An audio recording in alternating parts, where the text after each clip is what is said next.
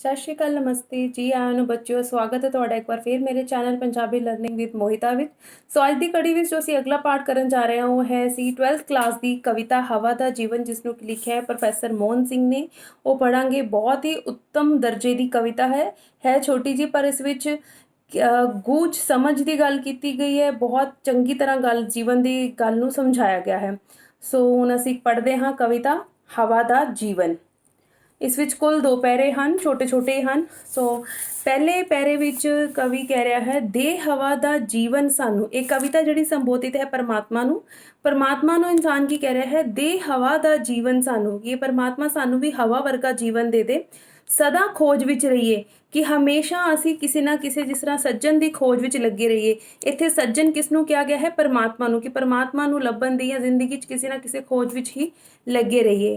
ਹਰਦਮ ਤਲਬ ਸੱਜਣ ਦੀ ਕਰੀਏ। ਸੱਜਣ ਸ਼ਬਦ ਆਇਆ ਹੈ ਪਰਮਾਤਮਾ ਵਾਸਤੇ, ਕਿ ਹਰਦਮ ਮਤਲਬ ਹਰ ਵਕਤ, ਤਲਬ ਮਤਲਬ ਇੱਛਾ ਕਿਸ ਦੀ ਹੋਵੇ, ਕਿਸ ਨੂੰ ਮਿਲਣ ਦੀ? ਸੱਜਣ ਨੂੰ ਮਿਲਣ ਦੀ ਕੋਸ਼ਿਸ਼ ਵਿੱਚ ਹਮੇਸ਼ਾ ਅਸੀਂ ਲੱਗੇ ਰਹੀਏ, ਯਾਨੀ ਕਿ ਪਰਮਾਤਮਾ ਨੂੰ ਪ੍ਰਾਪਤ ਕਰਨ ਦੀ ਕੋਸ਼ਿਸ਼ 'ਚ ਲੱਗੇ ਰਹੀਏ। ਠੰਡੇ ਕਦੇ ਨਾ ਪਈਏ ਮਤਲਬ ਕਿ ਅਸੀਂ ਆਪਣਾ ਮਨ ਨੀਵਾਂ ਕਰਕੇ ਜਾਂ ਮਨ ਮਾਰ ਕੇ ਜਾਂ ਚੁੱਪ ਕਰਕੇ ਬਹਿ ਨਾ ਜਾਈਏ। ਆਪਣੀ ਜ਼ਿੰਦਗੀ ਵਿੱਚ ਪਰਮਾਤਮਾ ਨੂੰ ਮਿਲਣ ਦੀ, ਲੱਭਣ ਦੀ ਕੋਸ਼ਿਸ਼ ਜਿਹੜੀ ਹੈ ਕਰਦੇ ਰਹਿਣਾ ਚਾਹੀਦਾ, ਕਿ ਹੇ ਰੱਬਾ ਤੂੰ ਸਾਨੂੰ ਹਵਾ ਵਰਗਾ ਜੀਵਨ ਦੇ ਦੇ, ਤਾਂ ਜੋ ਅਸੀਂ ਹਮੇਸ਼ਾ ਆਪਣੇ ਸੱਜਣ ਦੀ ਖੋਜ ਵਿੱਚ ਚੱਲਦੇ ਰਹੀਏ। ਸਾਡੇ ਮਨ ਵਿੱਚ ਹਮੇਸ਼ਾ ਸੱਜਣ ਨੂੰ ਮਿਲਣ ਦੀ ਇੱਛਾ ਜਾਗਰਿਤ ਰਹੇ, ਔਰ ਇਹ ਕਦੇ ਵੀ ਮੱਠੀ ਜਾਂ ਠੰਡੀ ਨਾ ਪੈ ਜਾਏ। ਹਮੇਸ਼ਾ ਅਸੀਂ ਕਾਰਜਸ਼ੀਲ ਰਹੀਏ। ਠੰਡੇ ਕਦੇ ਨਾ ਪਈਏ ਮਤਲਬ ਹਮੇਸ਼ਾ ਅਸੀਂ ਕੰਮ ਕਰਦੇ ਰਹੀਏ। ਅਗਲਾ ਪੈਰਾ ਹੈ, ਇਸ 'ਚ ਕਹਿ ਰਿਹਾ ਹੈ ਕਵੀ, ਜੰਗਲ ਗਾਹੀਏ ਮਤਲਬ ਘੁੰਮਣਾ, ਕਿ ਜੰਗਲਾਂ ਵਿੱਚ ਵੀ ਘੁੰਮੀਏ। ਕਵੀ ਕਹਿੰਦਾ ਕਿ ਰੱਬਾ ਅਜਿਹਾ ਜੀਵਨ ਜਿਉਂਦੇ ਅਸੀਂ ਭੱਜਦੇ ਜਾਈਏ। ਜੰਗਲ ਗਾਈਏ, ਰੇਤੜ ਮਤਲਬ ਰੇਗਿਸਤਾਨ ਵਿੱਚੋਂ ਵੀ ਹੋ ਕੇ ਆਈਏ। ਨਾਲ ਪਹਾੜਾਂ ਖਾਈਏ, ਕਿ ਅਸੀਂ ਪਹਾੜਾਂ ਵਿੱਚੋਂ ਵੀ ਹੋ ਕੇ ਆ ਜਾਈਏ, ਪਹਾੜਾਂ ਵਿੱਚੋਂ ਵੀ ਨਿਕਲ ਕੇ ਅਸੀਂ ਆਈਏ। ਜੰਗਲਾਂ 'ਚੋਂ ਨਿਕਲੀਏ, ਰੇਗਿਸਤਾਨ 'ਚੋਂ ਨਿਕਲੀਏ, ਪਹਾੜਾਂ ਵਿੱਚੋਂ ਵੀ ਨਿਕਲੀਏ। ਇੱਕੋ ਸਾਹੇ ਭੱਜਦੇ ਜਾਈਏ, ਕਿਸੇ ਪੜਾ ਨਾ ਲਈਏ। ਕਿਸੇ ਭੱਜਦੇ ਜਾਈਏ, ਜਿਵੇਂ ਹਵਾ ਚੱਲਦੀ ਰਹਿੰਦੀ ਨਾ, ਨਿਰੰਤਰ ਰੁਕਦੀ ਨਹੀਂ ਹੈਗੀ, ਵੀ ਜੰਗਲਾਂ 'ਚੋਂ ਵੀ ਨਿਕਲਦੀ ਹੈ, ਰੇਗਿਸਤਾਨ 'ਚੋਂ ਵੀ ਨਿਕਲਦੀ ਹੈ, ਪਹਾੜਾਂ 'ਚੋਂ ਵੀ ਨਿਕਲਦੀ ਹੈ। ਉਸੇ ਤਰ੍ਹਾਂ ਇੱਕੋ ਸਾਹ ਜਿਸ ਤਰ੍ਹਾਂ ਹਵਾ ਭੱਜਦੀ ਰਹਿੰਦੀ, ਅਸੀਂ ਵੀ ਉਸੇ ਤਰ੍ਹਾਂ ਕਾਰਜਸ਼ੀਲ ਰਹੀਏ। ਕਿਸੇ ਪੜਾ ਨਾ ਲਈਏ, ਕਿਤੇ ਵੀ ਅਸੀਂ ਰੁਕੀਏ ਨਾ, ਕਿਸੇ ਵੀ ਪੜਾਅ 'ਤੇ ਅਟਕ ਕੇ ਨਾ ਬਹਿ ਜਾਈਏ, ਚੱਲਦੇ ਰਹੀਏ। ਦੇਖ ਮੁਲਾਇਮ ਸੇਜ ਫੁੱਲਾਂ ਦੀ, ਧਰਨਾ ਮਾਰ ਨਾ ਬਈਏ।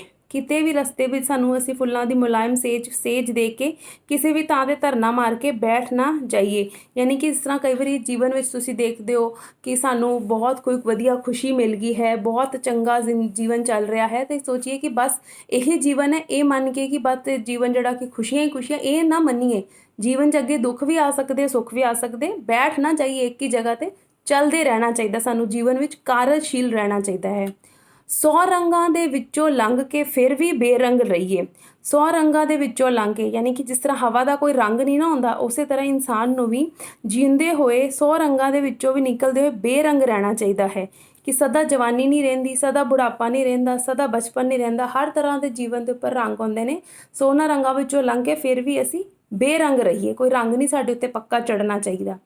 ਜੇ ਕੋਈ ਬੁਲਬੁਲ ਹਾਕਾਂ ਮਾਰੇ, ਹਾਕ ਮਾਰਨਾ ਮਤਲਬ ਆਵਾਜ਼ ਮਾਰਨਾ, ਬੁਲਬੁਲ ਯਾਨੀ ਕਿ ਪੰਛੀ। ਜੇ ਕੋਈ ਬੁਲਬੁਲ ਹਾਕਾਂ ਮਾਰੇ, ਕੰਨਾਂ ਵਿੱਚ ਉਂਗਲਾਂ ਦਈਏ, ਕਿ ਰਾਹ ਚੱਲਦੇ ਹੋਏ, ਜ਼ਿੰਦਗੀ 'ਚ ਚੱਲਦੇ ਹੋਏ ਜੇਕਰ ਸਾਨੂੰ ਕੋਈ ਬੁਲਬੁਲ ਆਪਣੀ ਮਿੱਠੀ ਬੋਲੀ ਨਾਲ ਆਵਾਜ਼ਾਂ ਮਾਰੇ, ਤਾਂ ਅਸੀਂ ਕੰਨਾਂ ਵਿੱਚ ਉਂਗਲਾਂ ਦੇ ਕੇ ਲੰਘ ਜਾਈਏ।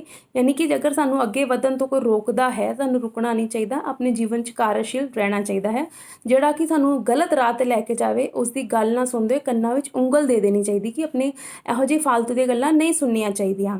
ਜੇ ਕੋਈ ਕੰਡਾ ਪੱਲਾ ਪਕੜੇ, ਕੰਡਾ ਯਾਨੀ ਕਿ ਕਾਂਟਾ ਜਿਹਨੂੰ ਕਹਿੰਦੇ ਨੇ, ਜੇ ਕੋਈ ਕੰਡਾ ਤੁਹਾਡੇ ਪੱਲੇ ਦੇ ਨਾਲ, ਤੁਹਾਡੀ ਚੁੰਨੀ ਜਾਂ ਕੱਪੜੇ ਨਾਲ ਅਟਕ ਜਾਂਦਾ ਹੈ, ਛੱਡੀਏ ਤੇ ਨਸ ਪਈਏ ਮਤਲਬ ਭੱਜ ਜਾਈਏ। ਉਸ ਕੰਡੇ ਨੂੰ ਲਾ ਕੇ ਆਪਣੇ ਕੱਪੜਿਆਂ ਤੋਂ ਅੱਗੇ ਵੱਧ ਜਾਈਏ। ਯਾਨੀ ਕਿ ਅਗਰ ਜੀਵਨ ਵਿੱਚ ਕੋਈ ਕਸ਼ਟ ਆਉਂਦਾ ਹੈ, ਕੋਈ ਮੁਸੀਬਤ ਆਉਂਦੀ, ਉਸ ਨੂੰ ਲੈ ਕੇ ਫੜ ਕੇ ਨਹੀਂ ਬੈਠਣਾ ਹੈਗਾ ਕਿ ਆ ਗਿਆ ਤਾਂ ਹੁਣ ਬਹਿ ਹੀ ਜਾਓ, ਬਸ ਦੁੱਖ ਹੀ ਮਨਾਉਂਦੇ ਰਹੋ। ਉਹਨੂੰ ਛੱਡੋ ਅਤੇ ਅੱਗੇ ਵਧੋ, ਕਿਉਂਕਿ ਜੀਵਨ ਜਿਹੜਾ ਹੈ ਚੱਲਦਾ ਹੀ ਰਹਿਣਾ ਚਾਹੀਦਾ ਹੈ।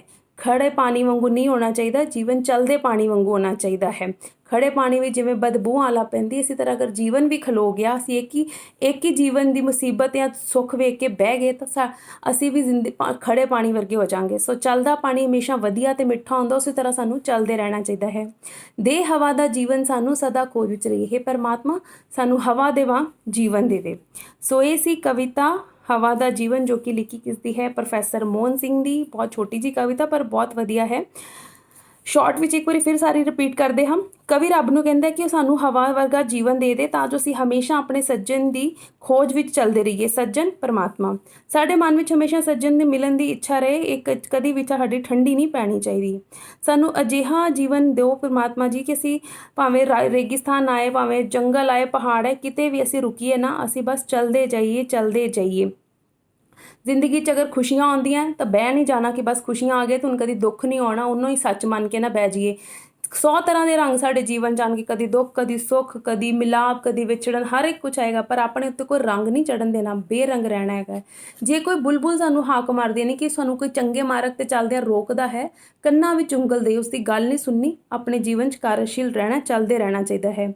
ਜੇ ਕੋਈ ਕੰਡਾ ਪੱਲਾ ਪਕੜੇ, ਜੇ ਕੋਈ ਕੰਡਾ ਸਾਡੇ ਕੱਪੜੇ 'ਚ ਫਸ ਜਾਂਦਾ ਹੈ ਜਾਂ ਤੁਹਾਡੇ ਪੈਰ 'ਚ ਚੱਲਦੇ ਰਾਹ 'ਚ ਆਦੇ ਕੋਈ ਕੰਡਾ ਚੁੱਭ ਜਾਂਦਾ ਹੈ, ਤੁਸੀਂ ਉਸ ਨੂੰ ਕੰਡੇ ਨੂੰ ਲੱਗਾ ਨਹੀਂ ਨਾ ਰਹਿਣ ਦਿੰਦੇ, ਉਤਾਰ ਕੇ ਅੱਗੇ ਚੱਲਦੇ। ਉਸੇ ਤਰ੍ਹਾਂ ਸਾਨੂੰ ਜਿਹੜਾ ਹੈ ਉਸ ਕੰਡੇ ਨੂੰ ਲਾ ਕੇ, ਉਸ ਯਾਨੀ ਕਿ ਉਸ ਦੁੱਖ ਨੂੰ ਭੁਲਾ ਕੇ ਅੱਗੇ ਸਾਨੂੰ ਵਧਣਾ ਚਾਹੀਦਾ ਹੈ।